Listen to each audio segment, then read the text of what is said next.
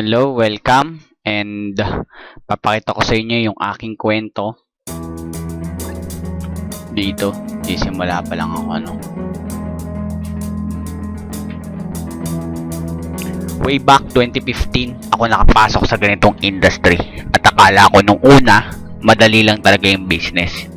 Isa akong service crew nung na-expose ako sa ganitong opportunity at sobra akong nabigla at na-hype sa networking dahil ako yung tipo ng tao na sobrang taas ang pangarap. Makamit ang time freedom at gusto ko at deserve naman talaga natin yun. At nasabi ko sa sarili ko na ganito lang pala yumaman. Bilog-bilog lang, kaya ang ginawa ko, kumuha ako agad ng 3 accounts.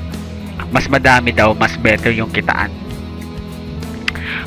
Magpasok lang ako ng 4 kasi nga 3 accounts ako at hayaan ko na daw at magiging millionaire na daw ako after a year.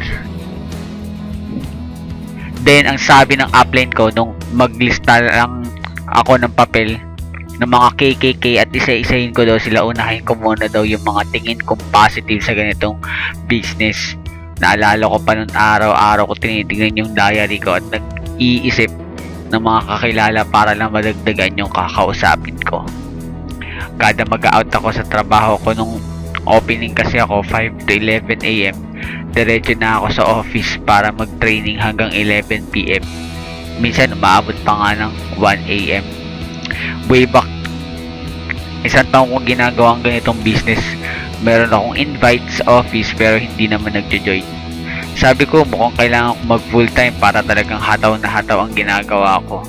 Nag-resign ako sa trabaho ko after ko at hinataw ko ang business ko. Ang nangyari, palagi akong nasa office pero walang nangyayari. Wala akong resulta, as in zero. Din ang pinakamasaklap pa nun, umuwi ako sa amin, minsan naglalakad na lang at gutom na gutom kasi wala na akong kapera-pera. Naubos sa kakaserox ng mga flyers, paglibre ng kape, pagkain sa prospects, pagsagot ng kanilang pamasahe pauwi at papunta ng office. Dumating sa point na sinisigawan na ako ng nanay ko at tigilan ko na daw itong kalokohan na ito, maghanap na lang daw ako ng trabaho. Pero naniniwala ako na kaya kong magagawa kong mag-work ang ganitong business. Papapatunayan ko sa kanila na ang pera ay hindi lang sa pag-empleyado nakukuha. Natanong ko sa sarili ko na may mali lang sa ginagawa ko. Kaya naghanap ako ng mga tamang tao sa online para magabayan ako sa ganitong industry. Hanggang sa natuklasan ko ang isang clever strategy na nagturo sa akin kung paano ko magagawang prospect mismo ang lalapit at magsasabi na gusto nila mag-join sa aking team.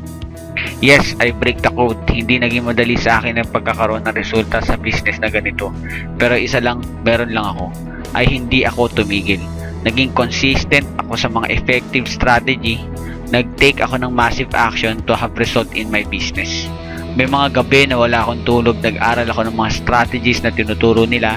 May panahon na nakasabit ako sa jeep habang papasok ng trabaho pero nakikinig ako ng mga audiobooks to increase my knowledge and skills. Minsan nasa trabaho pa ako, ginagawa ko is nagko-close ako ng prospects.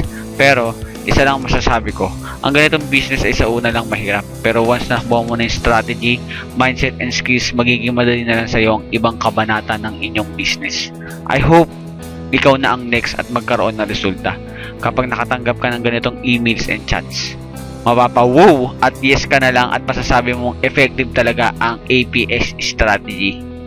I-message mo ako sa Facebook para mag-guide na kita at ma-experience mo din yung unti-unting success na nararanasan ko na ngayon.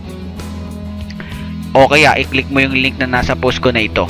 You can share my video kung na-inspire kita sa aking kwento. And pwede ka rin mag-comment sa baba. Yours truly, Miko Tanglaw.